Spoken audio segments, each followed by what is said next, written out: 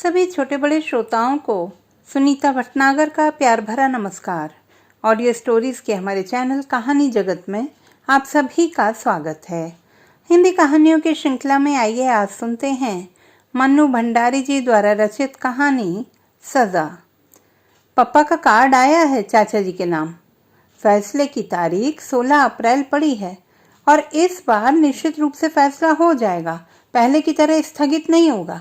यदि छुट्टी मिल सके और असुविधा ना हो तो 2 दिन के लिए आ जाना। मेरे और मुन्नू के लिए एक लाइन तक नहीं लिखी थी, न प्यार न आने के लिए कुछ।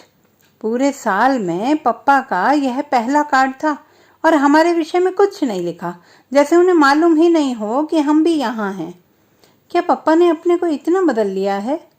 उन्होंने क्या बदल लिया है? सब मैंने शायद उन्हें बदल दिया है। उन्हें ही क्या, सबको ही बदल दिया है। मैं क्या कम बदल गई हूँ? मुन्नू क्या कम बदला है? पता नहीं अम्मा की क्या हालत होगी। ओह, इन 5 सालों में क्या कुछ नहीं हो गया। 16 अप्रैल, आज से 5 दिन बाद मैं जाऊंगी, ज़रूर जाऊंगी और मुन्नू को लेकर ही जाऊंगी।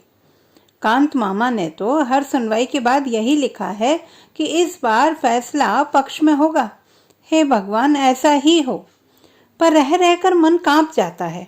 पहली बार भी तो सब यही कहा करते थे। तब मैं एकदम ना समझ नहीं थी, फिर भी ज़्यादा नहीं समझती थी। पप्पा और अम्मा तो हमेशा मुझे बच्ची ही समझते थे, इसीलिए शायद बड़ी ही नहीं हो पाती थी। इधर एकदम कितनी बड़ी हो गई हूँ, कानून की बातें समझने लगी हूँ। 7 आदमियों का दोनों समय का खाना बना लेती हूँ। खाना ही नहीं, घर का भी तो काम करने लगी हूँ। मेरे साथ स्कूल में जो लड़कियां पढ़ती थीं, उनसे करवा कर देखे तो कोई भी काम। पर वे क्यों ये सब काम करें? भगवान कभी उन्हें ऐसे बुरे दिन ना दिखाए। क्या पापा सचमुच छूट जाएंगे? पिछली बार जब फैसला हुआ था तब दादी, बाबा, चाचा सब आ गए थे। सब लोग कचहरी गए, पर हमें नहीं ले गए। मुन्नू को छोड़ जाते, वह सचमुच बच्चा था, पर मैं तो बड़ी थी। 9वीं का इम्तिहान दे चुकी थी। मुझे पापा के सारे केस की बातें पता थी, फिर भी मुझे नहीं ले गए थे। मैं और मुन्नू सांस रोककर सबके लौटने की प्रतीक्षा कर रहे थे। मैं खुद बहुत घबरा रही थी, पर मुन्नू को बराबर समझाती जा रही थी।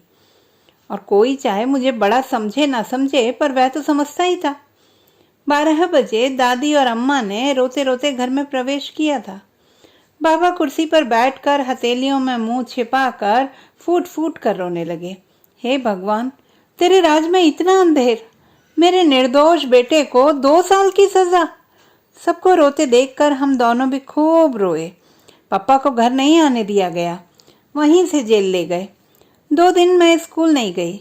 जब गई तो मेरी सभी सहेलियां हमदर्दी दिखाने लगी, पर वह हमदर्दी बिल्कुल नहीं थी। हमदर्दी क्या ऐसे कहकर दिखाई जाती है? हाय हाय, बेचारी के पिता को जेल हो गई। आपस में दबी दबी जुबान में कहती, इतने बड़े लोग भी चोरी करते हैं। तभी ठाठ थे आशा जी के। मेरा जी होता चीख चीख कर सबसे कहूँ कि पापा ने कुछ नहीं किया है, बस इस समय उनके ग्रह बिगड़े हुए हैं। ग्रह जब बिगड़ जाते हैं तब क्या नहीं हो जाता। रामचंद्र जी ने कौन सी चोरी की थी, फिर भी 14 साल का वनवास काटा या नहीं? पांडवों ने क्या किया था, फिर भी अज्ञातवास भोगा या नहीं? तब जब ग्रह बिगड़ते हैं तो राजा को भी सब कुछ भोगना पड़ता है। इतनी सी बात ये लोग क्यों नहीं समझती? अम्मा ने मुझे समझाया कि अभी हमारे बुरे दिन हैं, जो भी आए चुपचाप सहन कर लो। और मैं समझ गई। तभी तो उन लोगों से कुछ नहीं कहती थी, पर उनको कभी समझ नहीं आया। शायद बुरे दिनों में ही समझ पड़ती है। खैर, तभी कांत मामा आ गए। वह इंग्लैंड से जैसे ही लौटे सीधे घर आ गए थे। कितना बिगड़े थे बाबा और चाचा जी पर कि यह सब कैसे हो गया। आज के ज़माने में तो गुनाहगार अपने को साफ बचा कर ले जाते हैं, लाखों हजम करके मूंछों पर ताव देते घूमते हैं, फाइलें की फाइलें गायब करवा देते हैं। और एक ये है कि बिना गड़बड़ किए जेल भोगने जा रहे हैं। बिना अपराध किए भी बाबा अपराधी की भांति चुपचाप सिर नीचा किए सब सुनते रहे। वह बेचारे कानून के छक्के पंजे क्या जाने। जब नहीं सुना जाता तो रो पड़ते। उस समय मुझे कांत मामा का व्यवहार जरा भी अच्छा नहीं लगता, पर कुछ कह भी तो नहीं सकता था कोई। वह हाई कोर्ट में अपील मंजूर करवाने के लिए भाग दौड़ कर रहे थे। इंग्लैंड से लौटकर कांत मामा अपने को बहुत समझने लगे थे, शायद बहुत कुछ होकर भी आए थे। उन्होंने सचमुच अपील मंजूर करवा ली। 25 दिनों बाद पप्पा छूट कर आए। मैं सोच रही थी कि अब पप्पा कितना प्यार करेंगे हमें। कितने दिनों से घर में मनहूसियत छाई हुई है, वह दूर हो जाएगी। हमारे अच्छे दिन लौट आएंगे। सब लोगों के आ जाने से हमें तो कोई पूछता ही नहीं था। पहले घर में हम थे। खाना बनाया जाता हमारी इच्छा से, कहीं बाहर जाते तो हमारी इच्छा से। एकाएक जैसे हम कुछ नहीं रहे। मैं फिर भी कुछ समझती थी, पर मुन्नू नहीं समझता था। किसी भी चीज की जिद कर बैठता। मैं उसे समझाती, भैया अभी हमारे बुरे ग्रह आए हुए हैं, किसी भी चीज की जिद नहीं करते। पर वह ग्रह व्रह कुछ नहीं मानता और रोए ही चला जाता। सोचा था अब हमारे आंसू पहुंचने वाले और हमारी हर जिद पूरी करने वाले पप्पा आ जाएंगे तो हमारे सारे दुख दूर हो जाएंगे। पर वैसा कुछ भी नहीं हुआ। पप्पा मामा के साथ तांगे पर आए थे और आते ही बात करना तो दूर, बिना किसी की ओर देखे चुपचाप नीची नजर किए ऊपर चले गए। सब लोग सकते में आ गए। कैसे हो गए पप्पा? किसी की हिम्मत ही नहीं हुई कि ऊपर जाए। आखिर दादी ने अम्मा को भेजा। अम्मा थोड़ी देर में ही लौट आई। दरवाजा ही नहीं खोलते। बहुत खटखटाया तो यही कहा, चली जाओ, मुझे भी परेशान मत करो। यूं घर वालों के साथ रोई मैं रोज ही थी, पर उस दिन पहली बार मेरा मन रोया था। अपनी पूरी समझ के साथ रोया था। क्या हो गया है मेरे पापा को? 25 दिनों बाद घर में घुसे और प्यार करना तो दूर रहा, हमारी ओर देखा तक नहीं। बार बार मन कहने लगा, यह मेरे पापा नहीं है, वह ऐसे हो ही नहीं सकते। जेल वालों ने उन्हें बदल दिया है। एक अजीब सा भय मन में समाने लगा कि अब शायद पापा कभी प्यार नहीं करेंगे। और सचमुच उसके बाद मैंने कभी उनका प्यार नहीं पाया, आज तक नहीं। इस कार्ड में क्या वह एक पंक्ति भी हमारे लिए नहीं लिख सकते थे? यूं मैं उनकी इस उदासीनता और तटस्थता को समझती भी हूँ। शायद वह अब किसी से मोह रखना ही नहीं चाहते। कहीं फिर सजा हो गई तो? शाम को सब लोग ऊपर गए। दरवाजा तो खोला पापा ने, पर बात किसी से नहीं की थी। बस तकिए में मुंह गड़ाकर पड़े रहे थे। मुझे लग रहा था जैसे वह रो रहे हैं, पर हमें तुरंत नीचे भेज दिया गया था। कितना कितना गुस्सा आया था उस समय। पापा हमारे हैं और ये सब इस तरह कर रहे हैं मानो हम कुछ है ही नहीं उनके। पापा पर पहला हक मेरा है, और वह भी सारी दुनिया में मुझे ही सबसे ज्यादा प्यार करते। मैं मनाने लगी थी कि ये सब लोग जल्दी से जल्दी अलीगढ़ से चले जाएं तो अच्छा हो, तभी शायद पापा हमसे पहले की तरह प्यार करेंगे। सबके सामने शायद उन्हें शर्म आती है। शर्म की बात तो है ही, स्कूल में मुझे क्या कम शर्म आती थी। पापा के घर आने के बाद मामा और चाचा जी चले भी गए। दादी और बाबा तो घर के हैं ही, पर पापा फिर भी नहीं उतरे। उस रात अम्मा को सोने के लिए ऊपर भेजा। वह सवेरे उठकर आई तो बोली, माँ जी मुन्नू को आप गांव लेती जाइए, वहाँ के स्कूल में डाल दीजिए। यहाँ तो अब उसकी फीस जुटाना भी भारी पड़ेगा। आशा का तो इस साल फाइनल है, वरना उसे भी उमेश भैया के पास भेज देती। नीचे का घर अब खाली कर देंगे। फिर और पता नहीं क्या क्या बातें हुई दोनों में, और फिर दोनों खूब रोई। मैं किसी को भी रोता देखती तो बिना कारण जाने ही रोने लगती। फिर उस समय तो रोने का बहुत बड़ा कारण भी था। मुन्नू चला जाएगा, कैसे रहेगा ये गांव में? वहाँ का स्कूल भी कोई स्कूल है? यहाँ इतने अच्छे स्कूल में पढ़ा। पापा वैसे चाहे सारा दिन चुपचाप पड़े रहें, पर इस मामले में वह कभी चुप नहीं रहेंगे। पर पापा कुछ नहीं बोले। शायद अम्मा पापा ने साथ बैठकर ही यह सब तय किया था। रो धोकर मुन्नू भी चला गया। हाँ, जाते समय पापा ने उसे सीने से लगाकर बहुत प्यार किया था।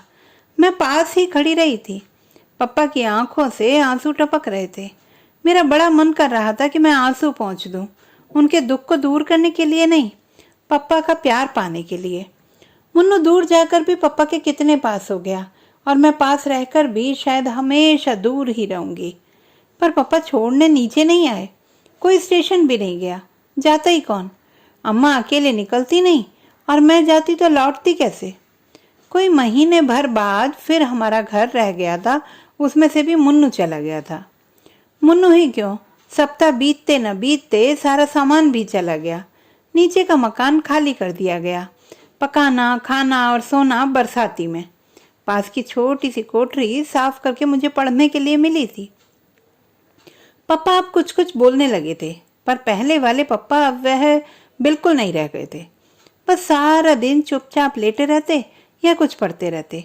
कभी कभी गोदी में तकिया रख कर कुछ लिखते भी। मेरा बड़ा मन होता था कि देखूं वह लिखते क्या हैं, पर कभी हिम्मत ही नहीं हुई। कितनी ही बार पढ़ा था कि दुख में हिम्मत रखने वाले ही सच्चे वीर होते। हंसते हंसते जो सारे दुखों को झेल जाए वही सच्चा वीर पुरुष है। मेरा मन होता पप्पा को यह बात समझाऊं, पर क्या पप्पा ये सब बात नहीं जानते? फिर इस तरह मुंह छिपाकर तो वह पड़ा रहे जिसने सचमुच चोरी की हो। पप्पा को तो बाहर निकलना चाहिए, घूमना फिरना चाहिए। इस तरह तो वह सबके बीच अपने को अपराधी ही साबित कर रहे हैं। पर उन्हें कैसे समझाती? अपनी कोठरी में और कोई कष्ट नहीं था, पर भयंकर गर्मी के दिन और पंखा नहीं। रात तो जैसे तैसे छत पर कट जाती, पर दोपहर में तो छत पर बने ये कमरे भट्टी की तरह जलते थे। छुट्टियों के दिन बिताए नहीं बीत रहे थे।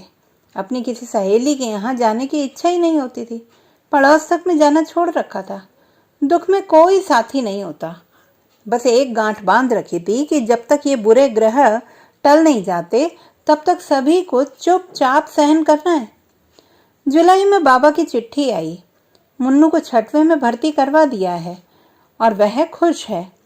हम सब ने भी मान लिया था कि वह खुश ही होगा। ऐसा मान लेने में ही हम सबकी खुशी थी। साथ ही बाबा ने यह भी लिखा था कि शाम को उन्होंने एक दुकान में हिसाब लिखने का काम शुरू कर दिया है। 25 रुपये मिलेंगे, जिन्हें वह पप्पा के पास भेज देंगे। 50 रुपये उमेश चाचा जी भेजेंगे। मेरे सामने बाबा का बूढ़ा शरीर, झुकी कमर और धुंध भरी आंखें घूम गईं। इस बुढ़ापे में वह अब फिर से नौकरी करेंगे। अम्मा ने बताया कि इन 75 रुपयों में ही उन्हें अब घर चलाना है। तब मुझे भी पहली बार पापा पर गुस्सा आया कि क्यों उन्होंने सस्पेंशन के दौरान मिलने वाली आधी तनख्वाह लेने से इनकार कर दिया। कितना समझाया था कांत मामा ने। चाचा जी तो एक तरह से नाराज ही हो गए थे, पर पापा की एक ही जिद, जब तक मैं इस आरोप से मुक्त नहीं हो जाता ऑफिस से एक पैसा नहीं लूंगा। मैंने स्कूल की बस छोड़ दी। 3 मील पैदल ही जाती थी। धूप हो या बारिश चेहरे पर शिकन नहीं लाती थी। कभी कभी सोचती पापा को सस्पेंड हुए 2 साल 3 महीने हुए। इतने दिनों में आखिर कितना खर्च हुआ कि बैंक का सारा रुपया निकल गया। अम्मा के सारे गहने बिक गए और भी पता नहीं क्या क्या चला गया। वकील लोग शायद बहुत लुटेरे होते हैं। कभी सोचती इससे तो पापा सचमुच ही ऑफिस का रुपया मार लेते तो अच्छा रहता। कम से कम मुन्नू को तो अपने पास रख सकते और एक पंखा भी रख लेते। इस उमस में चमड़ी जैसे उबली जाती है। ईमानदारी करके ही कौन बड़ा सुख मिल रहा है। अम्मा को पता नहीं क्या हो गया था कि भीतर ही भीतर सूखती जा रही थी। कहाँ तो कुछ करती नहीं थी और कहाँ अब सारा काम हाथ से करने लगी। पप्पा भी उनकी मदद करते थे। उस समय मुझे बड़ा अच्छा लगता था। उन दिनों अम्मा बहुत चिड़चिड़ी हो गई थी। एक दिन उन्होंने जरा सी बात पर मुझे पीट दिया था। अपनी याद में मैंने पहली बार मार खाई थी और वह भी इस उम्र में। शरीर से ज्यादा मन आहत हुआ था। चोट से ज्यादा इस बात का दुख था कि पापा बैठे देखते रहे पर कुछ कहा नहीं। ना अम्मा को मना किया, ना मुझे ही प्यार किया। अपनी कोठरी में बैठकर मैं घंटों रोई थी। हे भगवान, सब दुख दो पर मेरे पापा को पहले जैसा कर दो। वह पहले की ही तरह काम करेंगे तो मैं सब कुछ सह लूंगी। सुनवाई की पहली तारीख ही 6 महीने बाद की पड़ी थी। कांत मामा ने कोशिश तो बहुत की थी कि जल्दी जल्दी सारी सुनवाई हो जाए और फैसला हो जाए, पर कानून कांत मामा की इच्छा से नहीं, अपनी रफ्तार से चलता है। वकीलों का सारा खर्च मामा ही कर रहे थे। जरूर मामी से छिपाकर कर रहे होंगे, वरना वह तो एक पैसा भी खर्च न करने दे। पहली सुनवाई बहुत अच्छी हुई थी। सर्दी में ठिठुरते हुए जब हमने यह खबर सुनी थी तो गर्मी की एक लहर ऊपर से नीचे तक दौड़ गई थी। घर की हालत बद से बदतर होती जा रही थी, खासकर अम्मा की। मुझे तभी लगता था कि उन्हें कोई ऐसी बीमारी लग गई है जो भीतर ही भीतर उन्हें खाए जा रही है। मैगजीन में रोग और उनके लक्षण पढ़ रखे थे और मुझे अम्मा के सारे लक्षण राजयक्ष्मा कैसे लगते थे। सर्दी में वह जो ठंड खा गई तो 4 महीने तक खांसती ही रही। बाबा की चिट्ठी आई। बड़ी बेबसी में उन्होंने लिखा था, हिसाब में कुछ ऐसी भूल हुई कि वह काम चला गया। अब तो 50 रुपए की पेंशन में से किसी तरह 15 रुपए ही भेज सकूंगा। हिम्मत रखना बेटा, बुरे दिन आते हैं तो सब तरफ से आते हैं, पर ये दिन फिरेंगे जरूर। भगवान के घर देर हो सकती है, अंधेर नहीं। दूसरी सुनवाई अप्रैल में हुई। तारीखें जल्दी मिलती ही नहीं थी। पापा को छूटे साल हो गया था और अभी तक केवल 2 सुनवाई हुई थी। इतने दिनों बाद ही यदि सुनवाई हुई तो 1 साल और लग जाएगा। मेरा मन कांप जाता था। लगता था अब ऐसे दिन नहीं काटे जाते। मुन्नू गांव में, पापा बरसाती में, मैं कोठरी में और अम्मा खाट पर। कैसे मैंने मैट्रिक का इम्तिहान दिया था मैं ही जानती हूँ, फिर भी 2nd डिवीजन में पास हो गई। कोई खुशी मनाने वाला भी नहीं था। सबके मन ऐसे मर चुके थे कि न किसी बात की खुशी होती थी न रंज। जुलाई में नई समस्या आई। गांव में तो केवल मिडिल स्कूल ही था। मुन्नू का अब क्या हो, मेरा अब क्या हो। यहाँ कॉलेज में जाने का तो प्रश्न ही नहीं उठता था। मैं जानती थी कि बच्चों को पढ़ाना तो दूर, 65 रुपए में साथ रखकर खिलाना भी मुश्किल था। बाबा ने मुन्नू को सीधे उमेश चाचा के पास भेज दिया और खबर कर दी। यहाँ की स्थिति वह जानते थे। पापा वह पत्र पढ़कर सिहर उठे। अम्मा बहुत रोई। मैं छोरे को बेपड़ा ही रख लेती, वहाँ क्यों भेज दिया। एक बार उसे मुझसे मिला तो देते। लीला का स्वभाव कौन नहीं जानता। मेरा बच्चा सहम कर मर जाएगा। 2 दिन तक वह रोती रही। पापा अपराधी की तरह चुप बैठे रहे। अम्मा क्यों रोती हैं इस तरह। पापा यदि कुछ कर सकते हैं तो क्यों नहीं करते। 2 दिन बाद वह बोली, मैं सोचती हूँ आशा को भी वहीं भेज दो, वहीं कॉलेज में भर्ती हो जाएगी। मैं समझ ही नहीं पाई कि अम्मा व्यंग्य कर रही हैं या, पर अगले वाक्य ने ही सारी बात साफ कर दी। लीला का स्वभाव तुम जानते ही हो। आशा मुन्नू के पास रहेगी तो उसे तसल्ली तो रहेगी, रोने को एक गोद तो रहेगी। अम्मा खुद खूब फूट कर रोने लगी थी। उमेश भैया को लिख देना, जो भी वह खर्च करें हम पर कर्ज ही समझें, मैं उनकी पाई चुका दूंगी। भगवान कभी तो हमारे दिन भी बदलेगा ही, नहीं तो अपने को बेचकर उनका कर्ज अदा करूंगी। पर मेरे बच्चों पर थोड़ा रहम करें। ये दुखियारे यूं ही अनाथ हो रहे हैं, थोड़ा प्यार इन्हें भी दें, थोड़ा लीला को भी समझा दें। कांत मामा अपने ही किसी काम से दिल्ली आए थे। लौटते समय अलीगढ़ भी उतरे। अम्मा ने उन्हीं के साथ मुझे इलाहाबाद भेज दिया। कांत मामा ने एक बार कहा जरूर था, कलकत्ता भेज दो, वहां पढ़ लेगी। पर क्या मैं पढ़ने जा रही थी। पढ़ना तो बस यूं ही था। मुझे तो मुन्नू को तसल्ली देनी थी। वह रोई तो उसे अपनी गोदी में रुलाना था। और उस दिन मैं सचमुच बड़ी हो गई थी, अम्मा की तरह बड़ी। पर घर छोड़ते समय सारे बड़प्पन के बावजूद फूट पड़ी थी। अम्मा की हालत देखकर घर का अधिकाधिक काम मैंने संभाल रखा था। अब क्या होगा। इस हालत में अम्मा कैसे सब काम करेंगी। रोज रोज के बुखार ने उन्हें हड्डियों की गठरी बना दिया था। पर अम्मा को तसल्ली देने वाले पप्पा हैं। रोने के लिए पप्पा की गोदी है, मुन्नू तो वहां अकेला है। अभी मेरी सबसे ज्यादा जरूरत मुन्नू को ही है। रास्ते में कांत मामा ने मुझसे पूछा था, शारदा को रोज बुखार रहता है, किसी डॉक्टर को दिखाया या नहीं। नहीं, और मुझे रोना आ गया। रोते नहीं बेटे, अब बहुत जल्दी सब ठीक हो जाएगा। पापा ने तो कई बार कहा था कि दिखा दो, पर अम्मा मानती ही नहीं। कहती हैं डॉक्टर झूठ मूठ का वहम डाल देते हैं। मामा चुप हो गए थे। मामा क्या समझते नहीं। अम्मा इसलिए नहीं दिखाती हैं कि डॉक्टर और दवाई का खर्च कहाँ से आएगा। वे लोग तो टॉनिक और दूध फल बता देंगे, आराम करने और खुश रहने को कह देंगे। बोलो यह सब हो सकेगा 65 रुपए में। मुझसे पूछो, इन दिनों में मैंने हिसाब चलाया है, एक एक चीज गिना सकती थी। पर उनसे क्या कहती। वकीलों का सारा खर्च तो वह ही कर रहे हैं, और वकीलों पर कितना खर्च होता है क्या मैं जानती नहीं। मुन्नू मुझे देखते ही चिपट पड़ा था और रो दिया था। मुझे भी रोना आ गया था। चाची ने कुछ कहा जरूर था, पर अपने ही रोने में हमने सुना ही नहीं। मुन्नू को गले लगाकर मुझे कैसा लग रहा था मैं नहीं बता सकती। इतना ज़रूर लगा कि उसे सचमुच किसी गोदी की ज़रूरत थी, किसी सहारे की।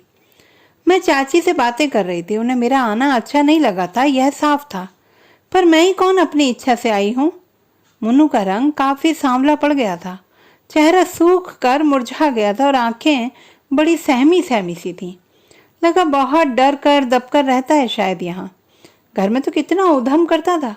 इतना सा बच्चा, कैसे उसने अपने को बदला होगा, दबाया होगा। देखा, उसका काम था साल भर के बिट्टू को खिलाना। सारे दिन वह उसे गोदी में टांगे टांगे फिरता। कब तो वह पढ़ता होगा, कब वह होमवर्क करता होगा। रात को जब वह मेरे पास सोने आया तो धीरे से बोला, दीदी कल मुझे बुढ़िया के बाल खिलाना। टिल्लू और पम्मी रोज खाते हैं। चाची उन्हें पैसे देती हैं और कहती हैं छिपकर खा लिया करो, पर वे मेरे सामने ही खाते हैं। एक दिन टिल्लू मुझे चिढ़ाकर खा रहा था। मैंने उसके बाल छीन लिए। उसने चाची से शिकायत कर दी। चाची ने मुझे बहुत मारा। चाची बहुत ज़ोर से मारती हैं। और फिर वह सिसकने लगा। मैंने उसे प्यार किया और कहा मैं अपने भैया को बाल खिलाऊंगी, पर मेरा मन भीतर तक सिसक पड़ा था। हम बड़े हैं, हम सब समझते हैं और सह भी सकते हैं, पर यह बेचारा कैसे समझे। समझ तो गया ही होगा, पर सहे कैसे। पहली रात को ही मैंने संकल्प किया मैं कॉलेज नहीं जाऊंगी। घर का सारा काम मैं करूंगी, जिससे चाची को पूरा आराम मिले और उनका गुस्सा ठंडा रहे। चाची कुछ भी कहेंगी तो चूं तक नहीं करूंगी। वह प्रसन्न रहेंगी तो मुन्नू सुरक्षित रहेगा। मुन्नू को रात में बैठकर पढ़ाया करूंगी। मैं चाची से भी जल्दी उठकर सब के लिए चाय बना देती, फिर जल्दी से टिल्लू और पम्मी को तैयार कर देती, तब नाश्ता देकर तीनों बच्चों को स्कूल भेज देती। नाश्ते की प्लेटें देखने चाची जरूर आती। शायद उन्हें यह वहम रहता है कि मैं मुन्नू को कुछ ज्यादा या अच्छा ना खिला दूं। चाचा जी तारीफ करते, तुम तो बड़ी होशियार हो आशा, इतना काम कर लेती हो। चाची तुरंत कहती, मैं जब इतनी बड़ी थी तो 12 जनों के कुनबे को संभालती थी, आध आध मन के पापड़ मंगौड़ी करती थी। चुप रहती थी मैं तो। दोनों समय का खाना भी मैंने अपने ही जिम्मे कर रखा था। रात में सोने जाती तो पैर मेरे तपते थे। कभी कभी मुन्नू को अपने पैरों पर खड़ा कर लेती थी। उससे पैरों को तो आराम मिल जाता था, पर मन। अम्मा कभी कभी गांव में काम करवाती थी तो पापा डांटते थे। मैं अपनी आशा को डॉक्टर बनाऊंगा, विदेश भेजूंगा। यह बठियार खाना करवा कर क्या मुझे अपनी बिटिया की जिंदगी खराब करानी है। यही वाक्य हवाओं में तैर कर कमरे में घूमता रहता और गूंजता रहता। धीरे धीरे आदत पड़ गई तो पैरों का दर्द बंद हो गया और मन भी सुन्न होता चला गया। मैंने अम्मा को नहीं लिखा कि मैं कॉलेज में भर्ती नहीं हूँ। लिखने के लिए चाचा जी ने मुझे 4 पोस्ट कार्ड दिए थे और बताया था कि हर महीने 4 कार्ड मिलेंगे। उनमें मैं अपने कुशल समाचार भेज देती थी बस। रात दिन काम कर करके मैं चाची के क्रोध को संभाले रहती। आराम पाकर मुझ पर वह कुछ कुछ प्रसन्न भी हो गई थी, पर उनका हाथ जब तब उठ जाया करता था। अपने बच्चों पर भी, मुन्नू पर भी। उनके बच्चे आदी थे, सो मार खाकर भी हंसते और भाग जाते। फिर वे मार खाते तो प्यार भी पाते थे, पर मुन्नू सहम जाता था, भीतर ही भीतर से सकता। बड़ी करुण नजरों से वह मुझे देखता, पर भीतर से कटकर भी मैं ऐसे अवसरों पर कुछ नहीं बोलती। सोचती यूं मार खा खा कर मुन्नू या तो बेहद ढीठ हो जाएगा या जड़। पापा और अम्मा तो कभी हाथ भी नहीं लगाते थे हमारे। अकेले में मैं उसे प्यार कर लेती, समझाती, थोड़े दिनों की बात और है भैया, फिर हम अपने घर चलेंगे, अम्मा और पापा के पास। बस पता नहीं वह समझता भी था या नहीं, पर मेरा मन सबसे ज्यादा दुखी होता जब चाची गुस्से में कहती, ऑफिस के 20,000 गायब करके गाड़ दिए और हमारा खून चूस रहे हैं। ये हमारे बड़े हैं, लानत है ऐसे बड़प्पन पर। मैं सोचती, क्या सचमुच चाचा जी यही सोचते हैं कि पापा ने रुपए मारे? यदि आज उनके पास पैसा होता तो क्या हमें यूं छोड़ देते और अपने सारे पिछले दिन आंखों के आगे घूम जाते? कितना प्यार करते थे पापा, कितना। मैं चाहे कुछ भी लिखूं, पर क्या वह जानते नहीं कि हम पर यहाँ क्या गुजर रही है। 31 तारीख को चाचा जी ने चाची के हाथ में तनख्वाह रखी तो चाची ने कहा, अब भाई साहब को लिख दो कि 50 रुपए नहीं भेज सकेंगे। इस महंगाई के ज़माने में 2 को पालना ही बहुत भारी पड़ रहा है। फिर हमारे भी तो बच्चे हैं, कौन यहाँ खान गड़ी है। बात ठीक थी, पर मेरा मन कांप गया। चाचा जी रुपए नहीं भेजेंगे तो क्या होगा? 15 रुपए महीने में क्या होगा? इतना तो कमरे का किराया ही चला जाता है। रोती हुई अम्मा और बिसूरते हुए पप्पा मुझे सारी रात दिखाई दिए। मैं भी उनके साथ बहुत रोई। अम्मा का तो कोई पत्र ही नहीं आया बहुत दिनों तक। उठते बैठते एक ही चिंता थी मुझे, अम्मा ने पैसे की क्या व्यवस्था की होगी। कांत मामा का भी कोई पत्र नहीं आया। पता नहीं क्या हाल है उधर का। पूरा अगस्त बीत गया, मैं अपने चारों कार्ड डाल चुकी पर कोई जवाब नहीं आया। क्या हो गया है अम्मा को, लिखती क्यों नहीं। सितंबर में कांत मामा का पत्र आया। शारदा की तबीयत खराब थी सो उसे यहाँ ले आया। यहाँ उसका इलाज चल रहा है। दिनेश जी ने कमरा बदल लिया है। उनका नया पता नीचे है। किस्मत के अलावा क्या कहूँ कि तारीख जल्दी नहीं मिलती। अगली तारीख इसी महीने के आखिर में पड़ी है। सुनवाई पर जाऊंगा। तुम घबराना मत, भगवान सब ठीक करेंगे। गर्मियों तक कुछ न कुछ अवश्य हो जाएगा। तो पापा अकेले रह गए। अम्मा की गोद भी छिन गई जिसमें वे रो सकते थे। पापा का यह पता, अलीगढ़ की गली गली मुझे मालूम थी। यह तो मजदूरों की बस्ती है। अंधेरी सीलन भरी गलियां, पास में बहते नाले। पापा का खाना कौन बनाता होगा। उन्होंने तो कभी ऐसे काम नहीं किए। कभी अंगीठी भी जलाते तो अम्मा मना कर देती थी। तब वह यही कह देते, शारदा कौन जाने कि इस बार छूट ही जाऊंगा। सजा हो गई तो पता नहीं क्या क्या करना पड़ेगा। अम्मा बीच में ही डांट देती, ऐसी बात भी क्यों मुंह से निकालते हो। भगवान के घर देर हो सकती है, अंधेर नहीं। यह वाक्य अम्मा ने बाबा से सीखा था और मंत्र की तरह गांठ बांध ली थी। और मैं भगवान से यही मनाया करती कि हे भगवान, उन्हें सजा ना हो। पप्पा की तपस्या का फल उन्हें मिले। जो कुछ वह सह रहे हैं वह क्या तपस्या से कम है। सीलन भरी अंधेरी कोठरी में सबसे मुंह छिपाकर रहना, बच्चे कहीं पत्नी कहीं। अब तो रहम करना, अब उन्हें सजा मत करना। कांत मामा की चिट्ठी आई कि फैसला पक्ष में ही होगा। केस की पैरवी बहुत अच्छे ढंग से हुई है। बस फैसले की तारीख पड़ जाए जल्दी से। मैं बैठी बैठी दिन गिनती। अपील के बाद मुकदमा चलते हुए 4 साल हो गए। इन 4 सालों में क्या कुछ नहीं हुआ। भगवान देर तो बहुत की पर अब अंधेर मत करना। यूं यह देर भी अंधेर से कम नहीं है, पर और अंधेर मत करना। मुन्नू और टिल्लू अपना अपना रिजल्ट लेकर आए। टिल्लू सब विषयों में पास था और मुन्नू एक विषय में फेल होकर प्रमोट हुआ था। चाचा जी ने टिल्लू को प्यार किया। मुन्नू पास खड़ा आंसू भरी आंखों से टुकुर टुकुर ताकता रहा। चाची ने कहा, फेल हो गया ना, पढ़ने लिखने में मन लगाओ मुन्नू साहब, तब टिल्लू की तरह पास होगे। सारे दिन बैठे बैठे टसुए बहाने से पास नहीं हुआ जाता। आंख के आंसू गालों पर लुढ़क गए। कमीज की बाह से उन्हें पहुंचता हुआ वह भीतर जाने लगा तो टिल्लू चिढ़ाने लगा, फेलू राम फेलू राम। उस दिन पहली बार मेरे लिए अपने पर बस रखना बहुत कठिन हो गया था। मन हुआ कह दूं, उसे पढ़ने के लिए समय मिलता ही कहाँ है। सारे दिन तो बिट्टू को खिलाता है, 25 चक्कर बाजार के करता है। पर चुप। जाते जाते मुन्नू ने एक बार चिढ़ाते हुए टिल्लू को जरूर जलती आंखों से देखा था। लगा उठकर एक हाथ मार देगा, पर न वह लौटा न कुछ बोला ही। कैसा हो गया है मुन्नू, कैसे हो गया इतना सहनशील। चुपचाप सहने का उपदेश उसे मैं ही तो दिया करती थी, पर अब वह यूं सह जाता है तो सबसे ज्यादा कष्ट मुझे ही होता है। कोई उपाय भी तो नहीं था। मुन्नू की छुट्टियां हो गईं। सोचती थी कि शायद कांत मामा या अम्मा का कोई पत्र आएगा कि तुम लोग आ जाओ, पर किसी ने कुछ नहीं लिखा। पापा तो कभी कुछ लिखते ही नहीं थे। अम्मा कभी कभी 2 लाइनें लिख देती थी, मैं धीरे धीरे ठीक हो रही हूँ, तुम चिंता मत करना। लीला को आशीर्वाद, बच्चों को प्यार, चाची की मदद करना, तंग मत करना।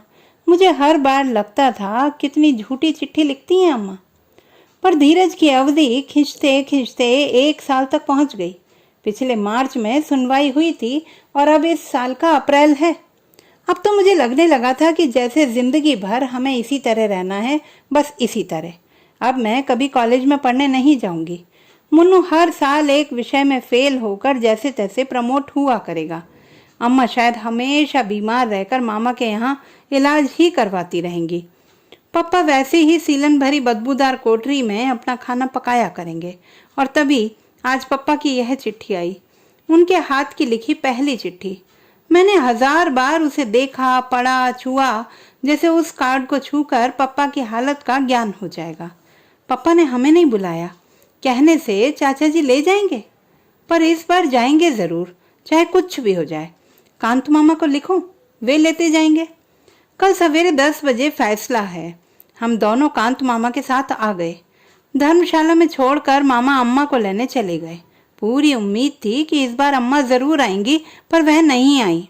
मामा ने इतना ही कहा। उसकी हालत लाने जैसी नहीं थी। फैसला हो जाए तो तुम लोग वहीं चलना। पता नहीं अम्मा किस हालत में है।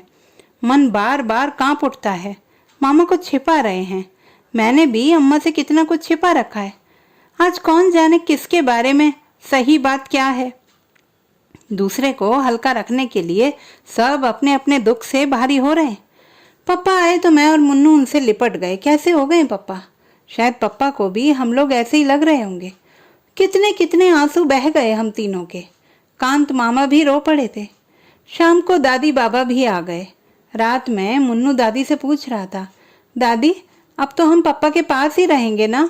तुम इतनी पूजा करती हो, अपने भगवान से कहो ना कि हमारे पप्पा को छोड़ दे।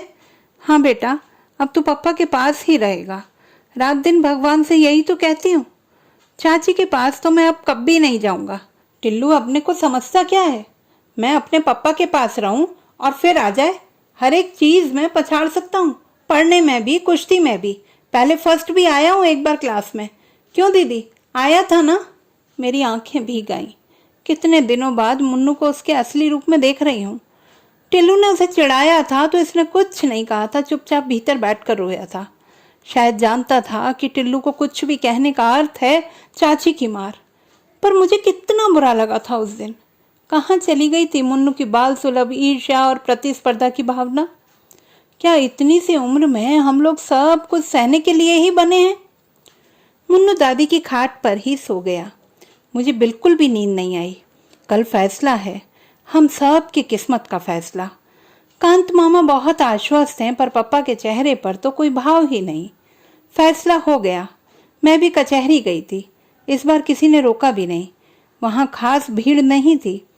पप्पा में भला घर वालों के सिवा किसे दिलचस्पी हो सकती थी। पप्पा कटघरे में खड़े थे। हम कुर्सियों पर बैठे जज साहब के आने की प्रतीक्षा कर रहे थे। जज साहब आए तो बाबा ने आंखें मूंद ली। अम्मा का सिर नीचा था। वह जरूर मन ही मन प्रार्थना कर रही होंगी। मुन्नू का हाथ कसकर दबाए बैठी थी और मुझे लग रहा था कि अब और देरी होगी तो मेरी सांस भी घुट जाएगी। कानूनी भाषा में जज साहब ने क्या क्या कहा मुझे कुछ समझ में नहीं आया, पर आखिरी वाक्य समझ में आ गया। मुलजिम को रिहा किया जाता है। मैं मुन्नू का हाथ हवा में उछाल कर एक तरह से चीख पड़ी, मुन्नू पापा रिहा हो गए, रिहा हो गए। पर एकाएक ही दादी और बाबा फूट फूट कर रो पड़े। मैं भय से कांप उठी। कहीं मैंने गलत तो नहीं सुन लिया? पिछली बार भी तो ये लोग इसी प्रकार रोते रोते घर में घुसे थे। पर बाबा का यह वाक्य, मैं कहता था ना बेटे, भगवान के घर में देर है, अंधेर नहीं, देख। पर पापा को क्या हुआ है? वह खुश क्यों नहीं हो रहे? उनका भावहीन चेहरा, गड्ढे में धसी हुई निस्तेज निर्जीव आंखों में से खुशी की चमक क्यों नहीं आ रही? वह ऐसी पथराई आंखों से बाबा को देख रहे हैं मानो उन्हें बाबा की बात समझ में ही नहीं आ रही हो। मैं दौड़कर पापा से चिपट गई। पापा आप बरी हो गए। सुनते हैं आपको सजा नहीं हुई, सजा नहीं हुई है आपको। पर पापा फिर भी वैसे ही रहे, मानो उन्हें विश्वास ही नहीं हो रहा है कि उन्हें सजा नहीं हुई है। तो दोस्तों, ये थी हमारी आज की कहानी। आपको कैसी लगी कमेंट बॉक्स में लिखना ना भूलें। चैनल को सब्सक्राइब करें, लाइक करें और मित्रों के साथ शेयर करें।